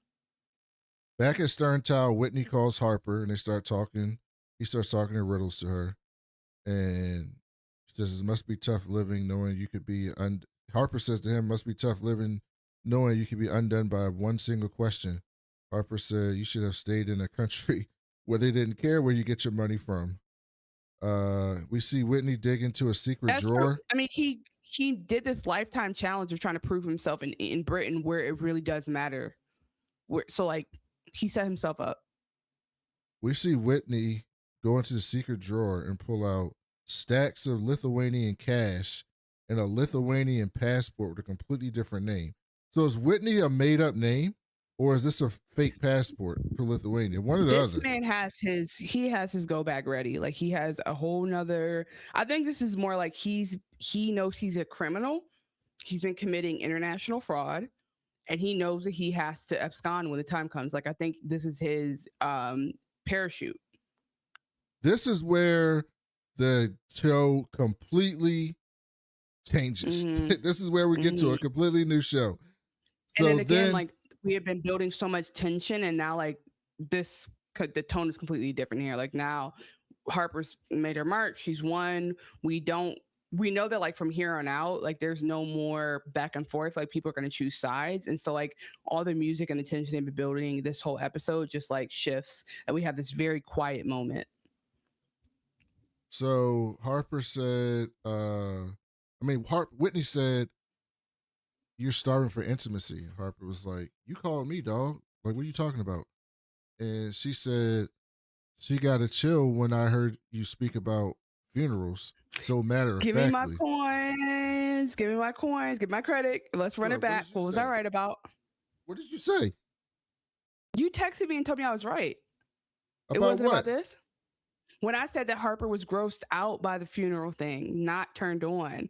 I texted you said the funeral. Right? Yeah, he was like, I used to bury people in pine boxes. Who cares? Like, I don't even really get rid of the ashes. I just bury them in the yard.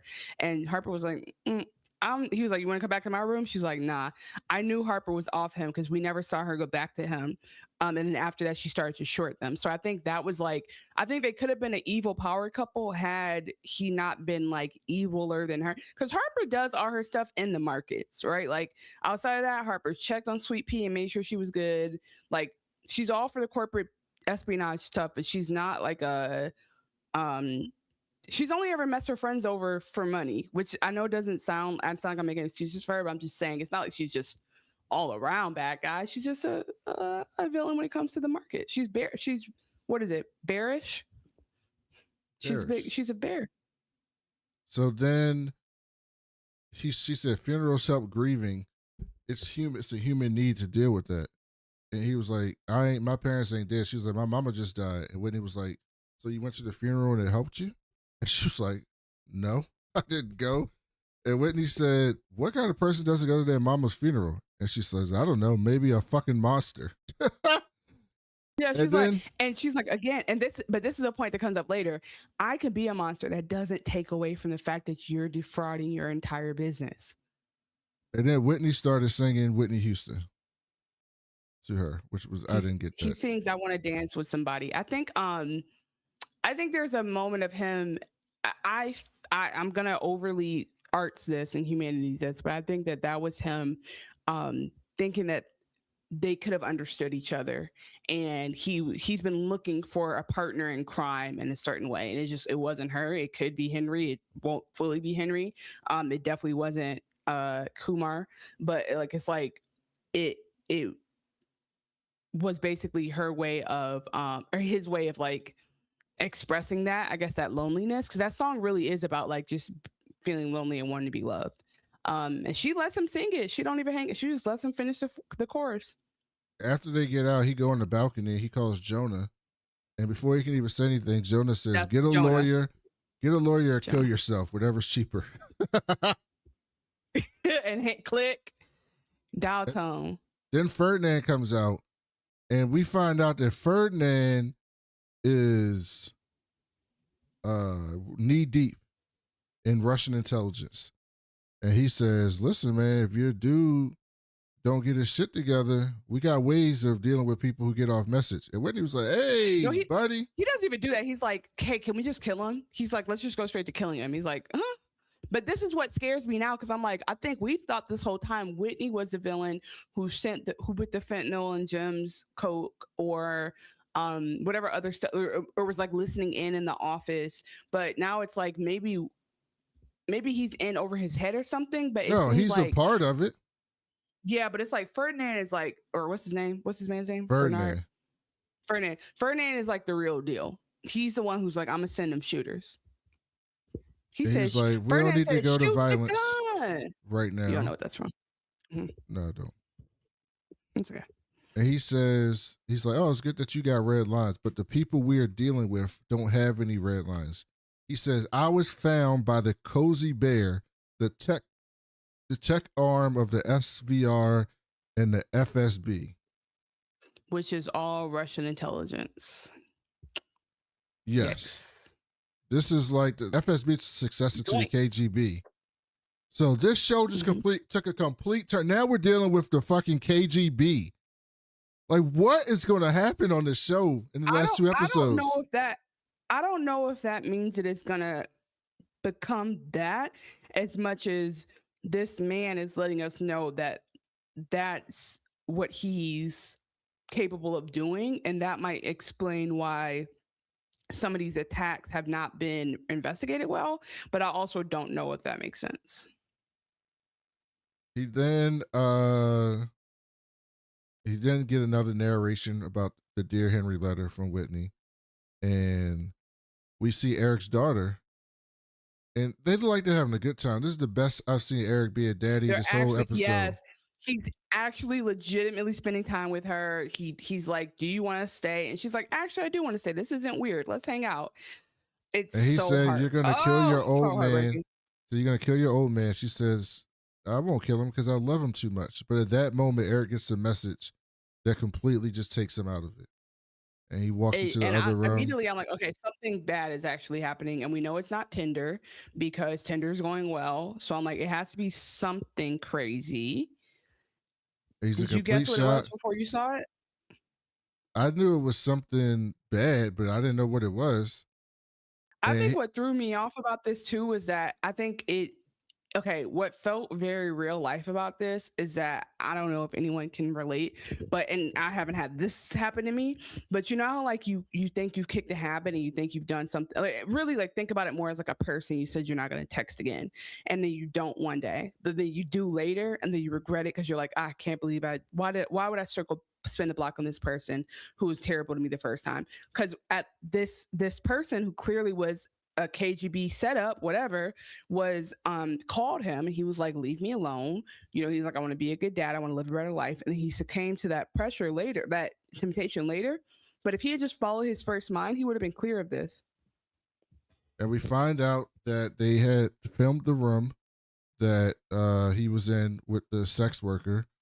But not only did they have it filmed, but they sent him a screenshot of her passport. And it turns out she was born in 2011, which would make her 15 years old at the time of this act. Okay. Eric is mortified. Yeah, because first of all, he's like, I wouldn't have done that if I knew. Like, I think that's very clear. Secondly, I think that they did not pick an actress who's 15 because she didn't look 15. I think that was the point, though. Right. I mean, no, obviously that's the point to like. If she looked 15, I think Eric would have been like, you look 15. Right. Yeah, because he did meet her at a hotel bar. Yeah. But I think what I'm just saying is like, I felt uncomfortable that I wasn't able to assess that she was young. Because I guess what I'm trying to say is, you know, sometimes especially with the stuff that's been going on in our government, you know how sometimes people are like, oh, they look older than they really are. And you're like, that's a child. Because like if you've seen kids, I see kids all the time because they're my niece, they look 16, 17. I don't know what it was when we were younger. The kids actually looked 30 in high school. I don't know what it was, but like now kids look like kids again. My point is that whenever somebody's like, oh, she didn't look that young, you're like, oh, he's disgusting. But for them to actually find somebody who doesn't look young and she is young, that's not good for the good people who want to keep. Well, no, safe. I mean, this happens, but it's like, it's like one of those things where a bunch of terrible men use the outlier thing as an excuse. Like, yeah, exactly. They gave us the outlier. They actually gave us outlier, and I hate that. Yeah, there are women who lie about being S8, but 99% of them don't, right? Exactly. No, it literally is like 2%. 2% of people are found to do fake reports of everything, like whether it's fake robberies, fake car scams, fake, and I get it. losses. I get it. When it happens, no one believes you, right? Like the one time that it does happen, it's like she's lying. And you're like, yeah, that's what everyone says. They all say she's lying, right? Exactly, right? Yeah. But she's not lying. So I get it. So Eric's like, you got like the one time that this actually happens, it's me. Like he's got to be like, oh, what the hell? Me. He said they got me. Yeah, I mean, and he acts it in the most appropriate. Well, like it's such a my life is over. But I will say, I'm gonna tell you right now, like. When you all these shows are about like, what would I do in this moment? What would I do? And all the time on shows when someone is compromised, I think, you know what? I've learned this from TV. Just bite the bullet, deal with it right then and there. Or like you're driving on the road. It's I know what you did last summer situation. You hit somebody on the road. Call the police right then and there. And in this situation, he probably wouldn't have gotten that much trouble, to be honest with you. Because he had the text messages. He met her at a bar, right? If anybody getting in trouble, the bar might get in trouble for serving for her drinks, right? But if I just thinking about this functionally, if I go down to a hotel bar and I see a woman there sitting at the bar with a drink, I think it's okay to assume that she's of age as a human being. Me. Right, because I think they ID'd her. Right, it's the establishment on her, but I think that he would get in trouble for the solicitation. Solicitation, the point I'm trying to make though is that like in any situation when someone's compromised, most stories are about that person fighting it and trying to run from it. I'm just saying, just call the police and just say, hey, y'all, I ran into I thought it was a deer. I hit somebody. And now so that the dude don't come after you wearing a raincoat and a hook the rest of the movie. You know what I'm saying? Like just to avoid, I know what you did last summer situation, just deal with it head on. And so how Eric dealt with it? Exactly. Oh, exactly how it should be. Yeah, that's what I was about to say. Exactly how you I think he didn't do it that way, exactly how you said it, because someone else would be affected by it. So he did it in the way that only he could be affected by it, right? But think about how many shows are all about the guy nervous that somebody's going to find out. The whole show is about him lying to everyone around him so that he doesn't get caught. Have you ever seen you probably didn't see this movie called Lurker? It came out this year. Zach Fox was in it, who you don't know. And then Archie from the show that I did a quick recap on, Seal on Prime Video, is in it. The point is that there's a moment like that of compromise, and life is just better if you should just deal with it. By the way, Music Soul Child has a song called 17 where he talks about like this exact thing happening. Problematic. Well, no. It's not as problematic as you think, because he's basically saying he found out and he's like, dog, I can't do this shit. Like, what are we talking about? Like, I'm not I'm not doing it. Basically said, I met this person at the club and she said she was 25 and she was in the 21 and older club. Like, that's the name of the song. But then he found out that she was 17 and he's like, I can't do this no more. I can't see you, like, any of that stuff. That's what the song's about. The first time I heard it, I was like, why are you making this song? This is odd. But yeah, he was just like, y'all not gonna get me caught up. This is my testimony. It's a whole song. It's called 17. It's kind of an insane song. But no, thank you. Yeah, I don't think I'll be streaming it, but thank you for putting us on. Yeah, but it was related to this topic, is why I brought it up. It's on your Spotify rap. It's what I think you said. Yeah, I mean, it is on one of my favorites, of course. And so, because I got to stop the men from getting like set up. We always getting set up for shit. I got to back my men's. So then we go to Tony Day's breakfast, and everyone is rushing to get there. Another thing I would never do, if I'm on the run, if I'm whistleblowing, I'm not there early. I'm coming. If y'all want me there at 7, I'm coming about 7. First of all, I'm gonna be late on accident in the first place, and then I'm gonna be late on purpose because I'm be like, okay, I need to see who all there first, because what if it's a trap? What if they're not there? What if they change their mind? Like, I'm gonna be in the back with a hat on, and I'm gonna wait until the people waiting for me are seated. He's sitting there like it's good morning, guys. Like, he's sitting there like it's just a regular day in the neighborhood with his pay. Like, obviously he's nervous, but like he's just in the restaurant chilling. Like, he's not a wanted man in some ways. Like, he's not on the run. That was weird to me, but. So then he gets there, and Tony beats him there. I mean, not Tony. Whitney beats him there, and Whitney's like, "Listen, two people gonna come in here and talk to you. They don't give a shit about you. I saw value in you. I plucked you out of obscurity. I made you rich. I gave you purpose. We're under siege. We need a unified front. All right. What are they gonna offer you? Some immunity, protection? Where you're going to be somewhere and impoverish yourself when you wake up in a 3-star hotel wondering how you fell so far from grace? Think about that shit when they come and talk to you. And then Sweet Pea shows up with Burgess and say, oh shit, Whitney's here. And they run over there. Whitney's like, nice to meet you. You guys have a good breakfast. Try the blueberry pancakes and dip out. And Sweet Pea's like, don't let him intimidate you. Okay, this is where, okay, I already said how I'm not saying he shouldn't have been in the vicinity early. What? I forgot What? my own gimmick. I was supposed to start the show with Sweet Pea's line. That's going to start every show from last episode. What? Oh yeah, you want to do it now? No, I didn't clip it. I forgot to clip it. Oh. This made me so mad. All I could think about all week was Sweet Pea talking about she's going to knock on the fucking door. Not Bad Bunny. He's not been obsessed with that like we have. He's been thinking about Sweet Pea Go Lightly. That's so interesting. You sound a little bit like Kwabena, but I'm gonna let you rock. So no, okay. Now I'm not saying he's crazy for being there. It just felt like he was a sitting duck, is what I'm trying to say. And then, like we said, Whitney comes up. He doesn't make a scene, which I would be like, excuse security. I'd be like, come on, y'all, come get him up out of here. I would cause a scene. Like, he's sitting there trying to be discreet when the reality is that like he's in danger in a way to let him do that. So Whitney comes up, like you said, and threatens him.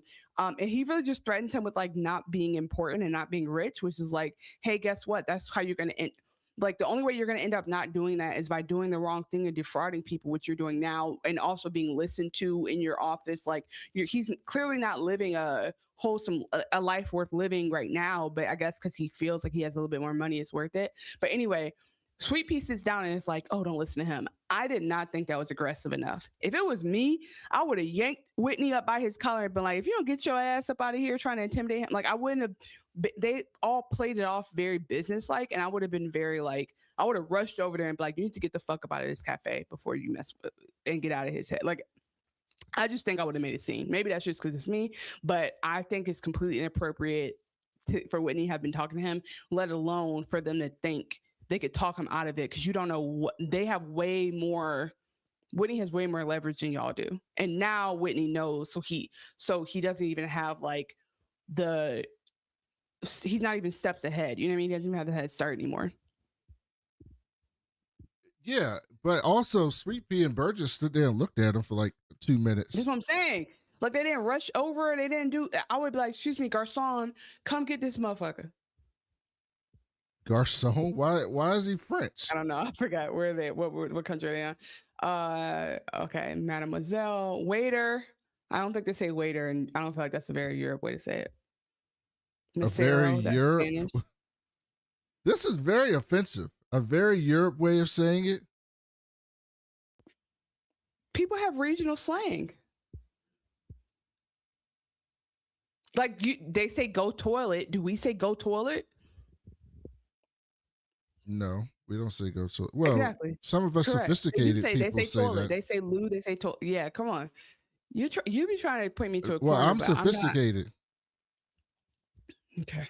Well, anyway, I would have been like, excuse me, somebody come get him up out of here. He's intimidating the witness.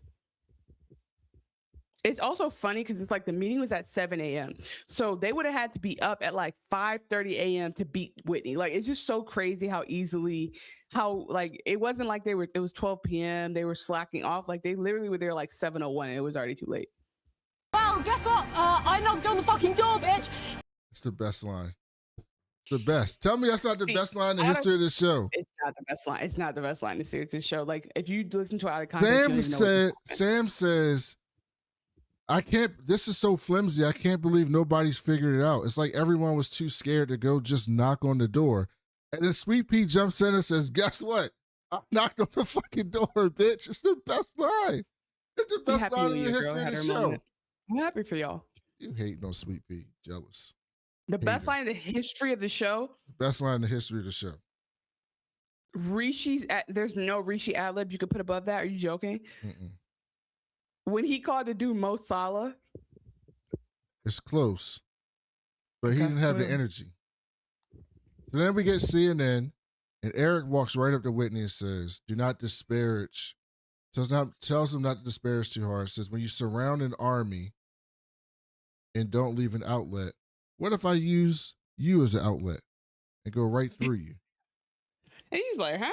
So this is when I'm not 100% sure if it was Whitney or Ferdinand who did the compromise. So then we get Eric, Whitney's going in about how this is all bullshit and it's all fine. And Eric's a fraud and he just wants to make money. And Eric says, you're looking real shiny under them lights, dog. Like someone's losing control. And then a call in comes from Tony Day, and we realize that he switched back to Whitney's side. And Sweet Pea's shocked, and Harper's shocked, and Sweet Pea was like, he said he was with us. I didn't know Whitney did anything. Harper's like, what you mean, Whitney? He was like, Whitney was there before we got there. But then after he left, he said he was with us. And so they're all shocked about this, and even Eric's shocked that Tony came up. And then Eric just like flipped the switch. And we got this great scene with Eric like coming in to say, I texted now. I was like, Eric fucking Tao, man, came through. I texted him back. I said derogatory or complimentary because I didn't know what I hadn't seen the episode. And I was like, oh yeah, this is definitely, yes. You know what he said, right? Like ego, like he's saying. You know what Eric was saying. In the whole thing? Yeah, you know what he just said. You know what he's saying. Yeah, he's saying like you can try to act like I'm such a big bad guy. He's gonna say more of it, I guess is what I'm trying to say. Yeah, he says I know everything he's about to say against me. I am white. I am a fucking bum. I do live in a trailer with my mom. My boy Future is an Uncle Tom. I do got a dumb friend named Cheddar Bob who shoots himself in his leg with his own gun. I did get jumped by all 6 of you chumps. And Wink did fuck my girl. And I'm still standing here screaming, fuck the free world. That's what he said. That's what Eric just said. That's what he's about to say. That made up for the Rock erasure. Thank you so much. That I feel so seen. That's what quoting 8 Mile makes me quoting 8 Mile that's a really long way for you too because you play with Eminem. So wow, you know something about you. Yeah, that's what he said. You went to Cranbrook. That's a private. We could just turn this into an 8 Mile podcast if you like. Anthony Mackie appreciation. We could talk about the progress. Okay. That was a great scene. Yeah, that was an amazing scene. It was like such a great send off. Somebody in the chat said, I think Leah said, we haven't seen Prime Eric since season 1. Like this is Eric swinging the bat. This is Eric NYU sweatshirt. Like this is but it's also him in a way where he's actually doing something for good. Like, because in a weird way, it is good that they're shorting this company and like catching this fraud, even though, again, he's like, it doesn't matter if I get paid a sick amount off of this. I'm still like, it's basically like if Dog the Bounty Hunter was like, yeah, I get paid $1 million every episode. I'm still, well, that's not a good person. Let's see. Who's a good person? It's like, wow, why can't I think of anyone who actually does good stuff? Oh, it's like if Miss Rachel became a gazillionaire. It's like, yeah, that's fine. Like that's still like she's still helping the kids. Yes, exactly. So Something then like we see Henry calls to get on the phone with Jacob and he fires his ass. And then we cut to Yaz and Haley. This is going to be an uncomfortable conversation. I'm like, wow, so British. And Yaz asks Haley, how much did you know about what what Whitney was doing? And he says, Haley goes to go find. Doesn't Haley go find Yaz? Yaz is like in a robe going. Yeah, she's in her crib. So Haley, And so this is Haley's way of like, I don't know what you think about Haley or Sally Draper at this point, but she goes to her, and I was a little bit skeptical, but in reality, think about everything. It's like, oh yeah, like she's chosen her side for real. And she says, I don't know anything that he was doing. I just know how he operates. Haley tells Yaz that she got hired from an escort agency, and he hires all of her assistants from an escort agency. And he puts her in front of guys who he wanted them to get close to. Which he does too. Everybody in this bitch is doing sex work. And she says she met with some guy from Al Miraj, who's in Abu Dhabi, who she had to force him to get into this room so that they could video him. And Yaz was like, what does he do with the videos? She was like, extort people? And she's like, he never used that word with me, but I assume so.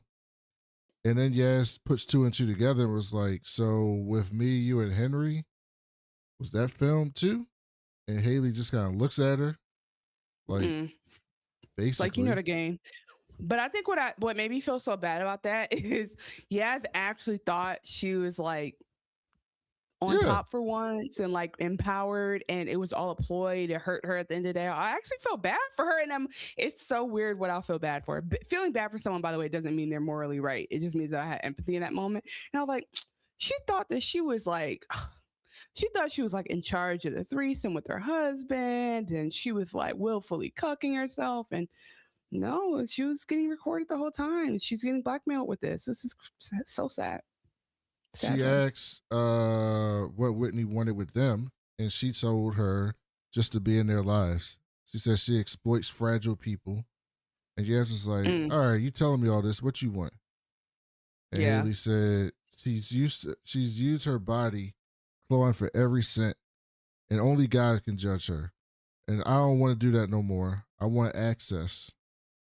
And Yaz is like, what you want?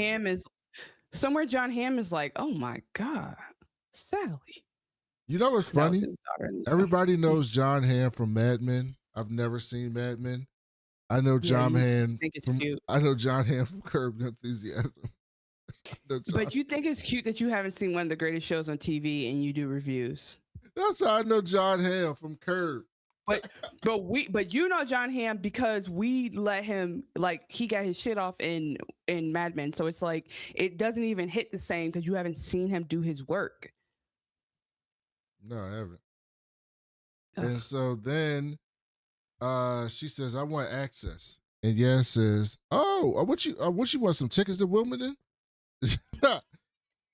And Haley says, I want to meet people. I want what you got. And Yaz says, I don't trust you. And Haley says, no, but you understand me.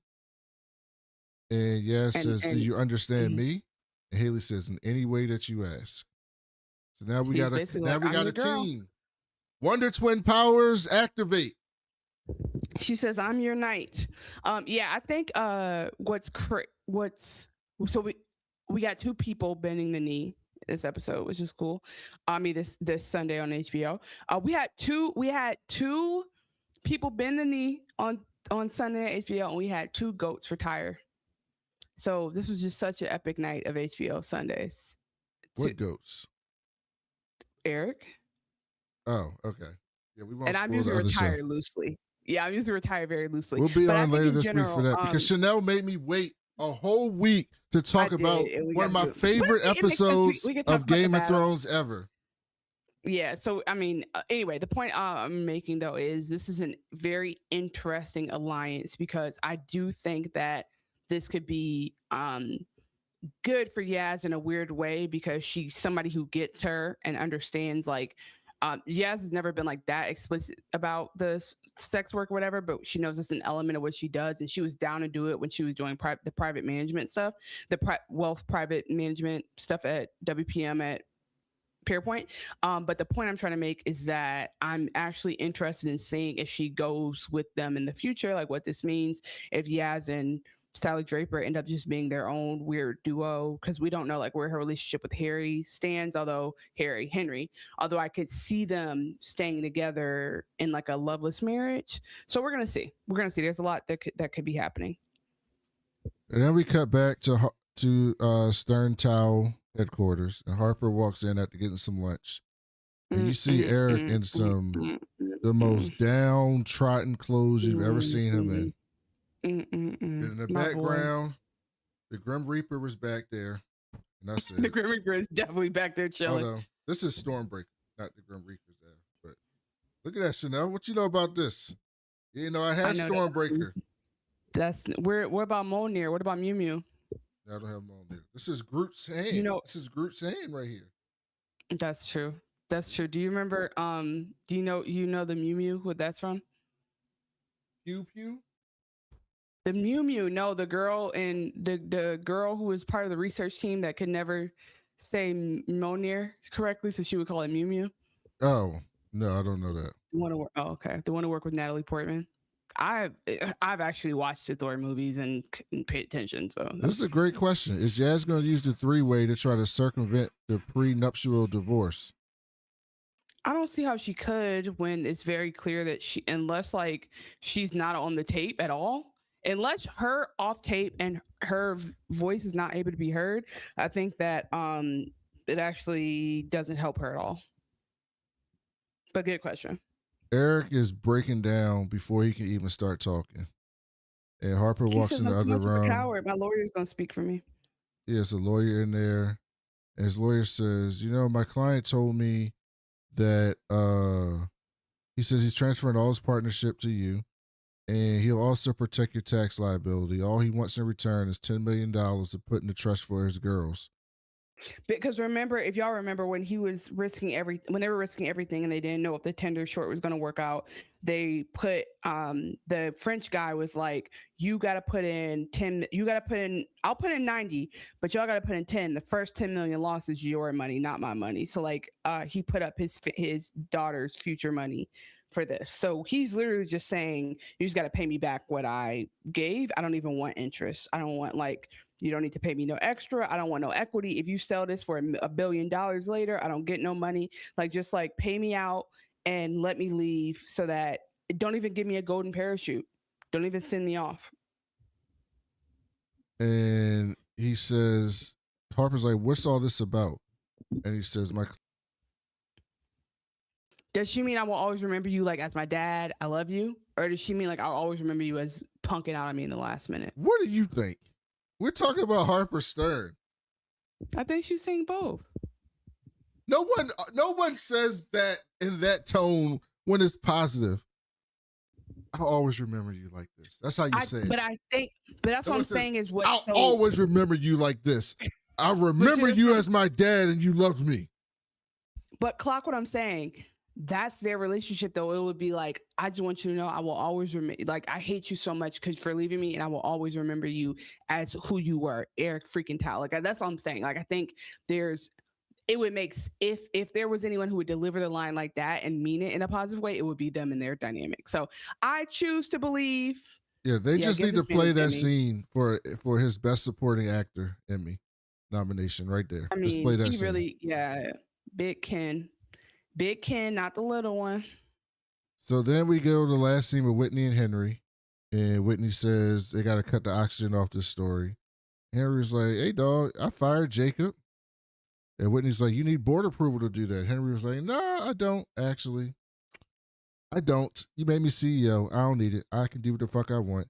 And Whitney was like, that was a grave mistake. And Henry's like, why? He's like, trust me. He's like, no, tell me why. You can't even bring yourself to tell me why. He said, we'll hear pitches from other auditors. And he's like, this is a bad idea, dog. You should not do this. And this Whitney is literally a friend being like, hey, this is your friend is passed out because of the drugs you bought. And they're like, don't call the police. And it's actually, that's how I know you have a gun. Because why wouldn't I call the police to save this person's life? That's how I think. And he says, you know what? Since you decided you want to go down this route, take this. And he gives them the Dear Henry letter that we've been hearing this whole episode. And it basically tells him that, he's got a hole in his bucket. It's leaking.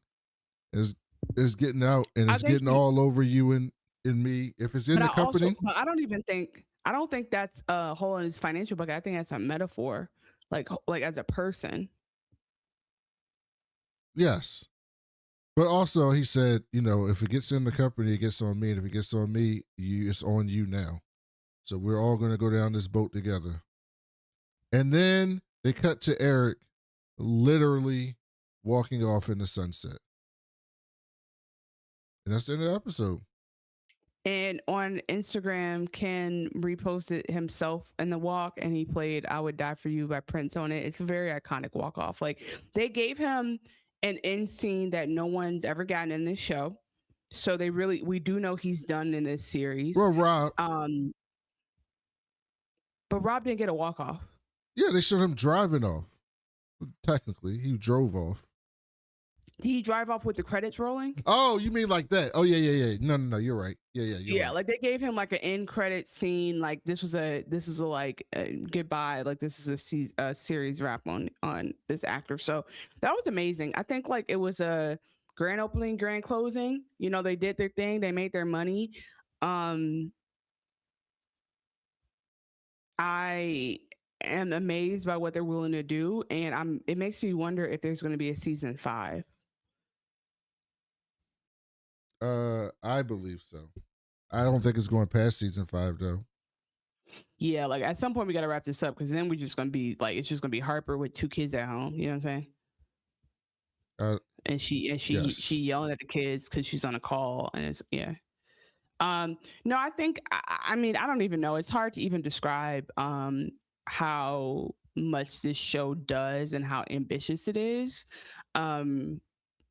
Like we said, what we know in terms of how much it burns through plot, in terms of the character development. Like, again, I just encourage you to go watch the first 20 minutes of the pilot, because you will see how like the characters have grown up, how Ken is Eric as a character has grown into himself. I mean, we get that weird moment where he's like, hey, I realize now I'm capable of love, because like you are a monster that I didn't create, so I don't have to feel bad about how bad of a person you are, but you're so good at your job that being bad is okay. He has that moment, and I think this show is a good outlet for people who can understand when people do bad things. But like, I think we've talked a lot on this show in past seasons about Harper and Eric and why they're so important, because they're 2 people of color in this very white, very old money, very elite space, especially in London's banking scene. So there's a lot to be said, I think, about this duo, what it's meant when they've been adversaries, when they've been supportive of each other, when Eric pushed her out of the bank so that she could get her shit together because she hadn't finished college. Like, he's done a lot for her, and so this is she's able to leave the nest now. So in a weird way, this is a very beautiful thing that happened, even though it happened because of his like sex scandal. Well, it looks like this season we lost Rob last season, who was like the soul of the show. We lost Rishi, apparently. No, he was the only person on this show with the soul, which is a different thing. Yes. We lost Rishi. Out of here. Yeah, we lost Eric. They're just getting rid of all the men. Now it's about to be woke femdistry. That's what this is about to be. Femdistry. Getting rid of all the men on the show. There's nothing but women. What am I supposed to do? Where are the people I'm supposed to relate to? This shouldn't have made me laugh. I'm sorry. Because I actually, Egregious Mug said Rob got the Paul Walker fast franchise tribute, and because like he got to like drive off at the end, and that might be true, but I think that like I just think about it because I remember when that movie came out and they played that Paul Walker tribute, I sat on my couch and I cried. Like, I had to call somebody because I was crying so bad about Paul Walker dying. I don't know why celebrity deaths hit us the way they do, but R.I.P. to Paul Walker, because I was I'm only laughing because I'm like, that is what they gave him, but thankfully the actor who plays Rob is still alive. Yeah, I think there's a lot to be said. Somebody else said that Shantae Out Loud said a couple years ago, they said perfect 5 seasons would be good for them. I could see that because the show is completely different now. Leah hosts, this is not the last time we see Eric. Egregious is thinking like Brandon, it'll move into a high level geopolitical thriller drama. And then Shantae says they might be wrapping up storylines. I mean, I could, just to pontificate a little bit, I could see Harper working for MI5 in some type of way. MI7, MI3, whatever. I don't know. There's no way you can trust Harper with intelligence. Are you out of your mind?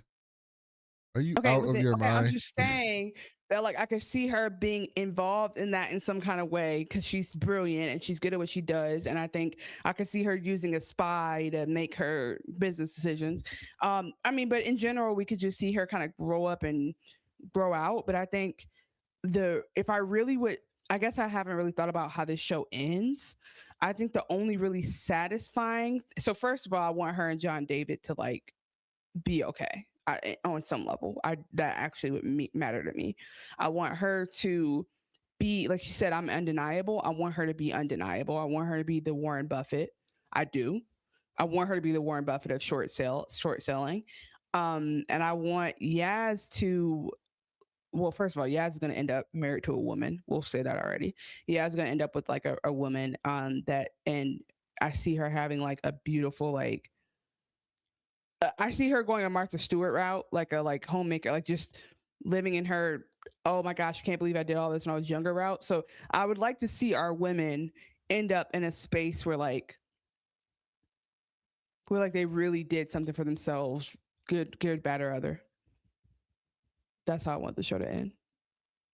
So before we do the outro, we will be back maybe tomorrow or Wednesday, hopefully tomorrow, if Chanel's not too busy, to talk about episode 4 and 5 of A Night of the Seven Kingdoms. We only got one episode left of that. We only got 2 episodes left of Industry. So that'll be over shortly as well.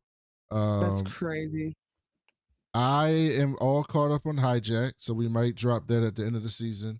Just a quick review of that so that we can keep our credentials.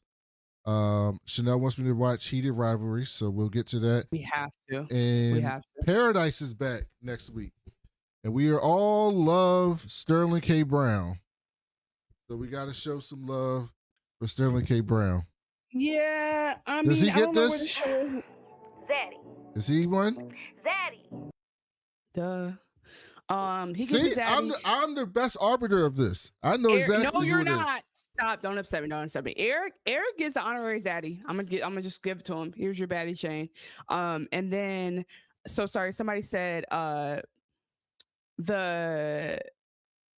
they write every season as if it's their last. That's true. Leah is right. They do wrap up the seasons pretty well. Egregious agrees that Harper is a good intelligence asset because she has a crazy high risk tolerance. I totally agree. Like she would be the one to pull the hard drive out at the very last second and then like sneak past the guard. Human Help brought up this, which is true, that they brought Jesse Bloom up again today. And at the end, see, you don't watch the previews, but there's a moment where Whitney or freaking, I think it's Henry. Somebody says, "Are you ready for this?" No, you're trying to spoil me on the show. It's not a spoiler if it's the release part of the next, if it's a preview of the next episode. Henry says, "I want to do a hostile takeover of Pierpoint." Okay. In the preview. So do you think we end up back where we started? Is that possible? Oh, we end up back in Pierpoint next season? That would be hilarious. Because he has Al Mirage compromise. He has a way to take over if he can get them out. Like, I do think that would be hilarious. What about next 7?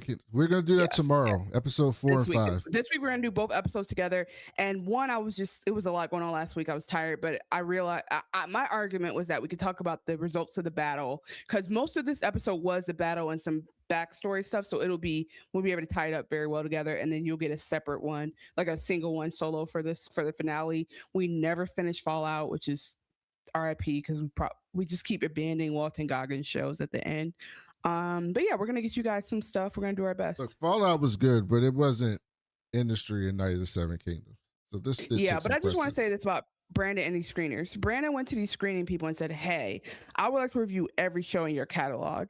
And then he turns to me and is like, "Hey, let's review every show in their catalog." And I'm like, "Brandon, I watched 2 of these shows. I can't commit to all episodes of For All Mankind." But Brandon might give y'all a For All Mankind. And I've given him the blessing. If y'all see Brandon on this channel, it's just him and another bald man.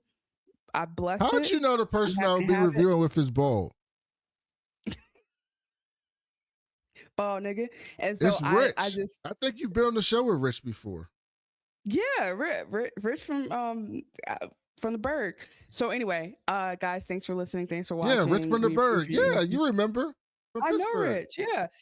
So we're happy to have you guys here. Welcome to the chat. Make sure you like it on your way out. Share it next time. We are here on Mondays, and then we'll figure out the days of the week for the other ones. T-Pace Coys is being funny. I thought you literally meant like anyway, RIP to Paul Walker. We want to say that to be very clear. We love you guys and appreciate you for listening to We Was Watching Podcast, which is a show for blurs and baddies who are interested in shows like corporate spy, espionage, thrillers, like industry and the politics underlying everything. Come back and listen to us again later this week and check us out on the podcast, which will drop in the morning.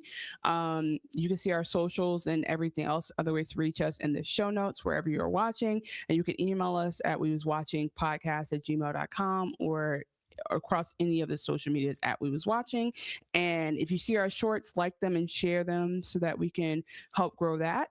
That's really it, guys. So in the meantime, make sure you leave us a 5-star review so we can read it on the show. Until next time, short the VIX. Short the VIX. Buy the dip. Burn it through the 6.